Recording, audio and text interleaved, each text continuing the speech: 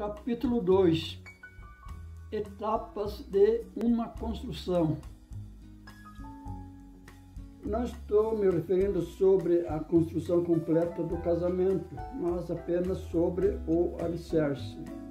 O casamento, na sua totalidade, envolve muitos assuntos e um deles de suma importância é a presença e a vontade de Deus. Mesmo que o casamento esteja dentro da vontade de Deus, é inquestionável a prática dos princípios estabelecidos por Deus. Infelizmente, muitos casamentos que estão sendo desfeitos ou que continuam, mas em situações críticas, são casamentos dentro da vontade de Deus. Como explicar isto? Em geral, entende-se que o casamento, segundo a vontade divina, não poderia sofrer fracasso.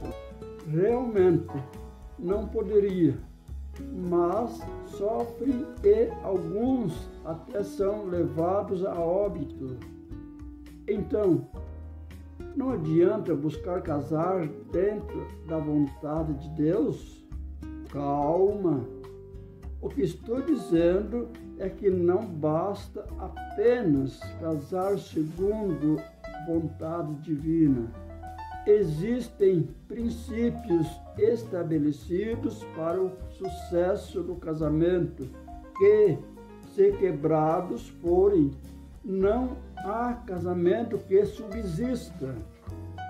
Portanto, muitos casais, apesar de desconhecerem o plano divino, vivem uma vida matrimonial bem-sucedida, ao passo que outros que são até líderes religiosos e, no entanto, estão com um nível conjugal a zero.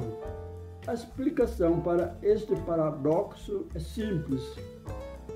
O segredo está na prática ou não dos princípios determinados para o bom relacionamento conjugal. Para melhor entendimento sobre os princípios relativos ao sucesso do casamento, farei uma analogia do matrimônio com a construção de uma casa. É sabido que o desenvolvimento de uma obra de construção civil passa desde o processo de escolha do terreno e da criação do projeto arquitetônico até as etapas de acabamento e limpeza final da obra. Para que tudo ocorra da melhor maneira possível, é fundamental planejar adequadamente e ter um conhecimento geral de todo o processo construtivo. Também, quanto ao sucesso da construção de um casamento, não é diferente.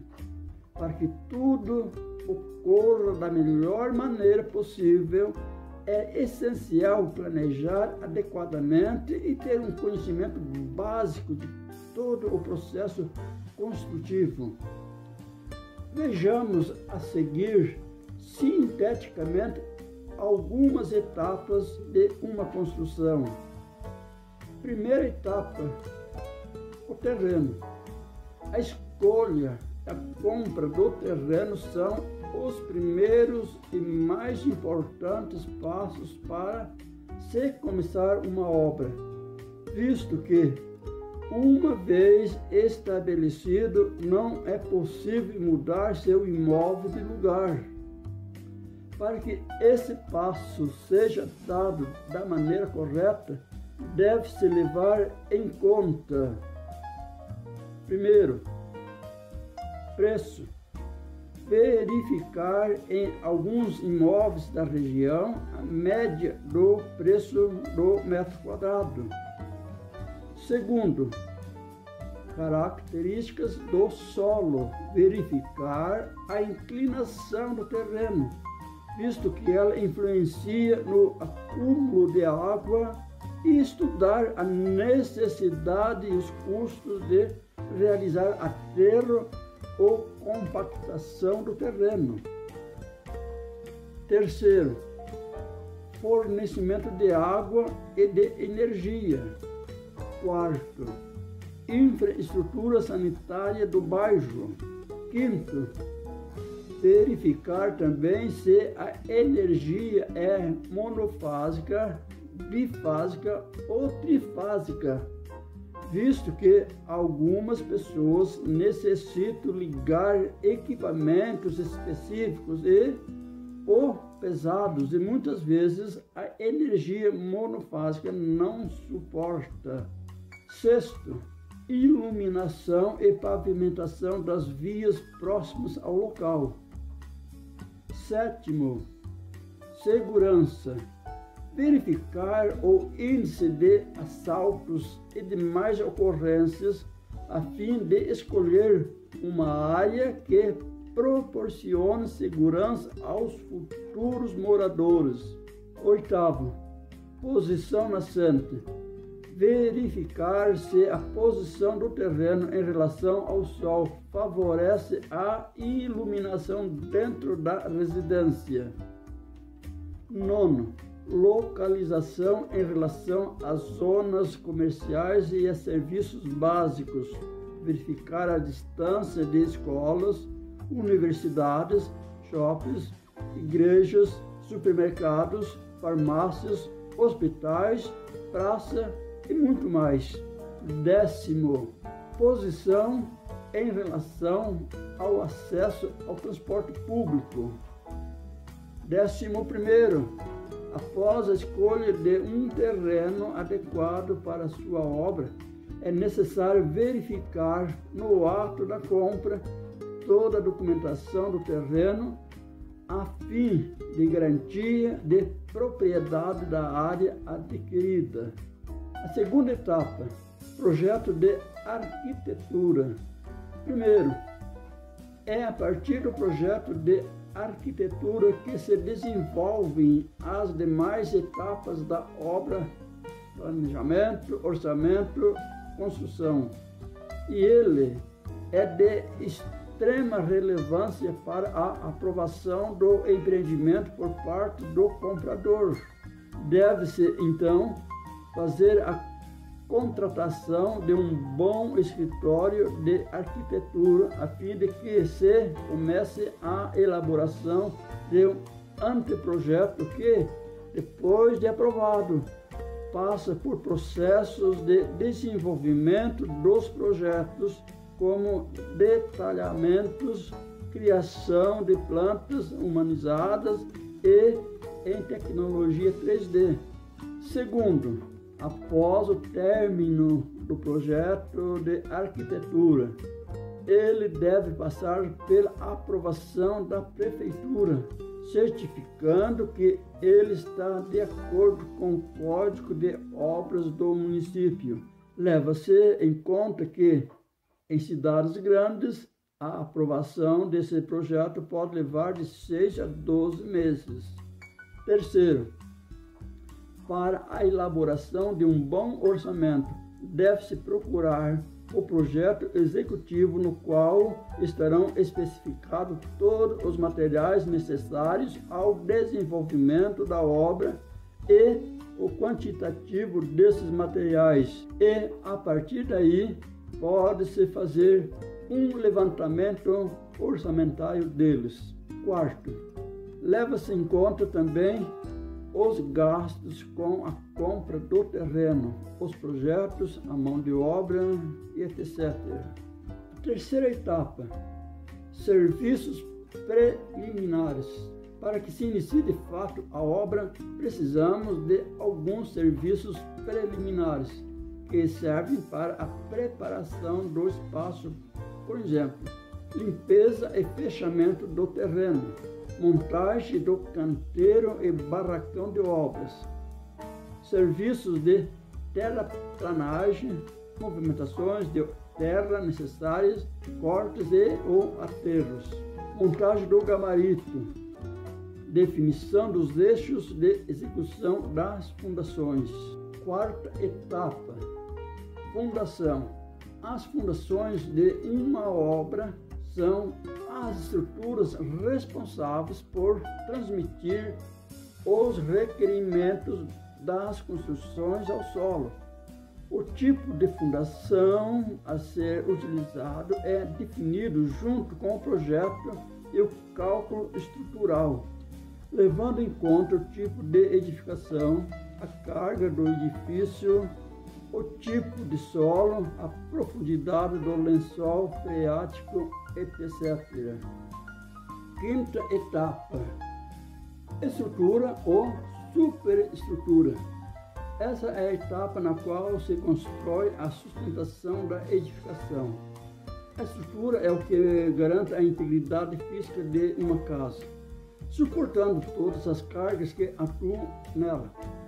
Seu peso próprio, o peso das pessoas, dos móveis, a força do vento atuante, etc., transmitindo-as para as fundações. Essa estrutura é formada por pilares, vigas, lajes, dentre outros componentes estruturais, e pode ser feita em concreto armado, aço ou alvenaria estrutural. O tempo gasto nessa etapa é entre 40% e 50% do tempo total da obra. Sexta etapa: paredes e vedações. Nessa etapa, que chamamos de fechamento da edificação, são colocados os elementos de vedação e de separação de ambientes, paredes externas e internas, geralmente construídos em blocos cerâmicos, blocos de concreto ou gesso acartonado. Sétima etapa: cobertura. Nessa etapa é feita a cobertura da edificação, que deve dar segurança térmica, acústica e referente à umidade. Nos referimos então à construção do telhado ou da laje superior. A definição da cobertura será feita no projeto, determinando o tipo, o material, a inclinação, que influenciará no encaminhamento das águas da chuva, dentre outras coisas. É de extrema importância que esse projeto seja feito adequadamente, a fim de evitar goteiras e diversos outros prejuízos. Oitava etapa: instalações hidrossanitárias. As instalações hidrossanitárias consistem nas instalações de rede de água fria, de água quente e de esgoto primário e secundário. Elas são regidas por uma legislação específica, tendo em vista a importância de um extremo cuidado com o meio ambiente. As especificações quanto à aquisição das louças, bancadas, registros, válvulas, ferragem, metais, acessórios, acabamentos e complementos estão descritas previamente no projeto. Nona etapa: instalações elétricas. Consiste na passagem dos eletrodutos, fios e cabos, e depois da instalação das tomadas e interruptores da edificação.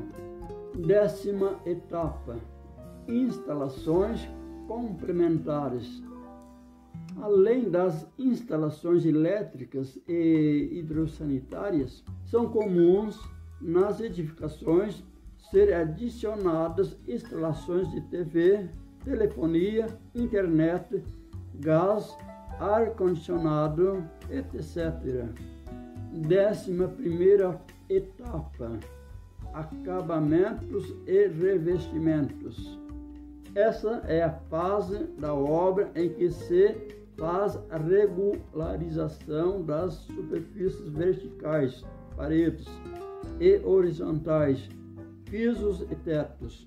Portanto, os revestimentos e acabamentos são executados para proteger as vedações, proporcionar maior resistência ao choque ou abrasão, resistência mecânica, impermeabilizar, tornar as superfícies mais higiênicas, laváveis e mais esteticamente apresentáveis, ou ainda aumentar a qualidade de isolamento térmico e acústico.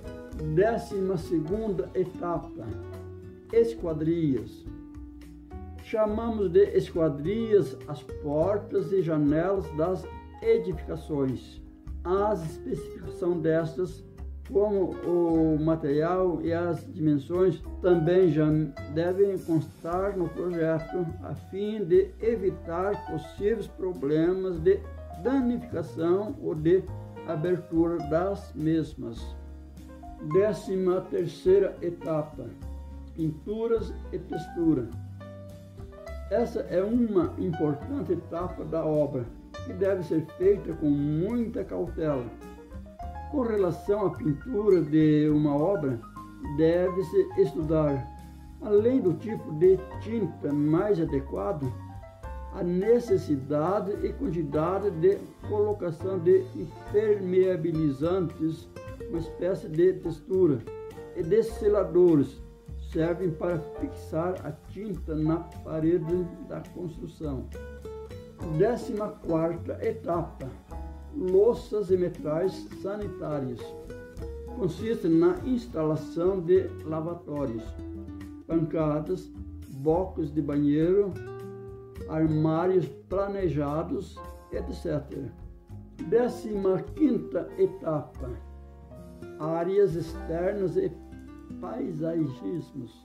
Essa etapa pode compreender a construção de piscinas, saunas, churrasqueiras, quadras esportivas, demais áreas de lazer, além de quaisquer outras tarefas de paisagismos e jardinagem. 16ª etapa: limpeza final. Com todas as outras etapas concluídas, resta apenas a última etapa da obra, a limpeza final da edificação. Nesta lista de 16 etapas para uma construção, podemos ver que não é simples construir uma casa. Aprendemos desde a escolha do terreno até a etapa final que é preciso muitos cuidados. Se, por um lado, vemos os desafios para a construção de um edifício, por outro, podemos ver os momentos comemorativos de cada etapa realizada. Quem trabalha na área da construção civil tem o privilégio de acompanhar muitas destas festividades. A conclusão da compra do terreno, na contratação de mão de obra e a chegada dos primeiros materiais constitui-se uma fase de grande euforia. Quando a obra é iniciada, então começa a surgir alguns questionamentos. Isto é normal, pois existem muitos detalhes que não são mencionados, porém, são necessários na execução de uma construção. Até a conclusão da fundação, quase não aparecem os serviços realizados, mas são esses trabalhos que ficam escondidos no solo que garantem a estabilidade do edifício. Então, vamos pensar um pouco sobre a fundação, ou melhor, sobre a base. Existem pelo menos 4 tipos de base. Para cada tipo de terreno e construção, existe um tipo de base diferente. Vejamos. Primeiro, fundação direta. São cavados buracos de 1 ou 2 metros de profundidade no solo e depois ocorre seu preenchimento com concreto. Essa estrutura é chamada pelos construtores de sapata. O tamanho das sapatas depende da altura da construção.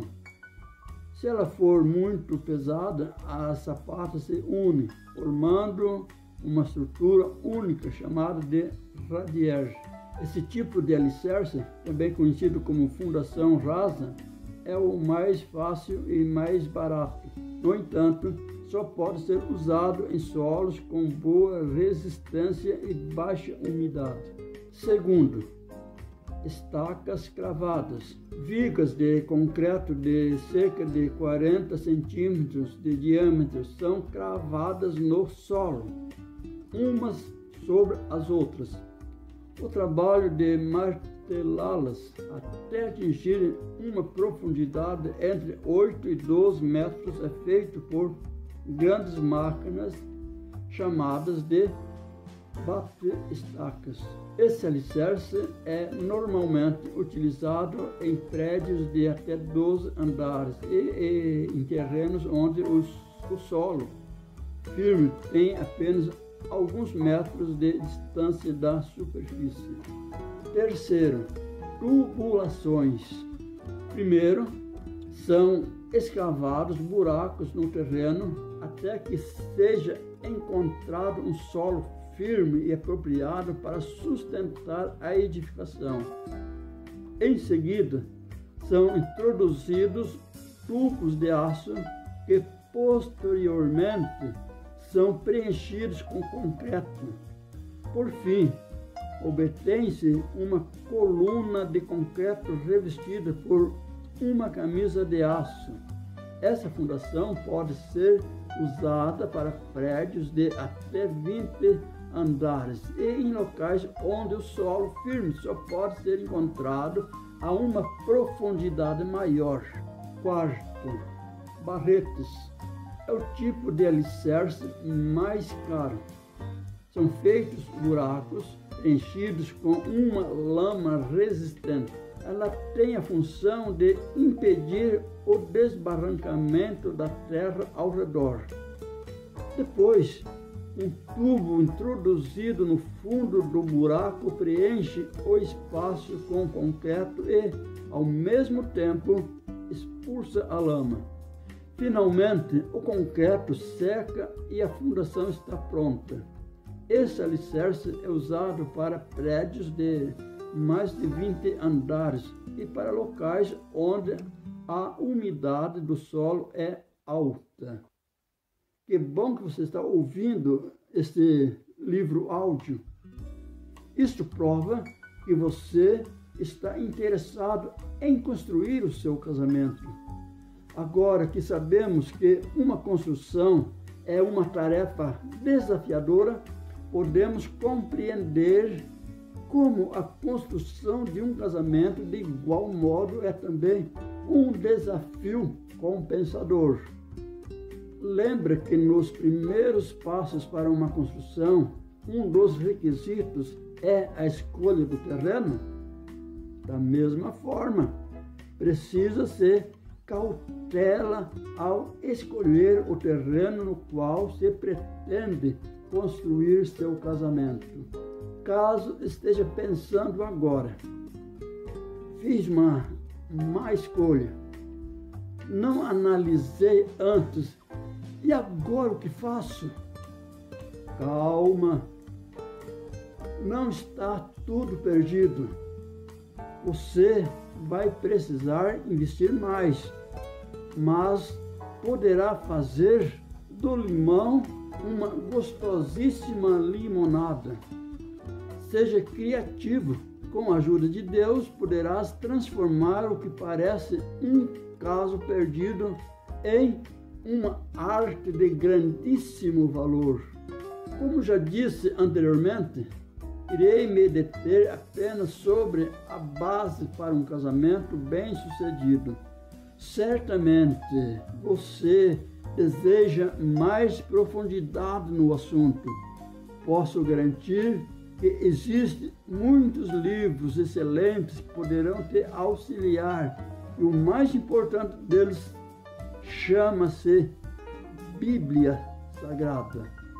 Através desta série, quero abrir-lhe uma janela mostrando-lhe os materiais a serem utilizados na base de seu casamento. Se fizer uso destes materiais, certamente construirás uma base sólida. Nos próximos volumes, iremos analisar esses materiais.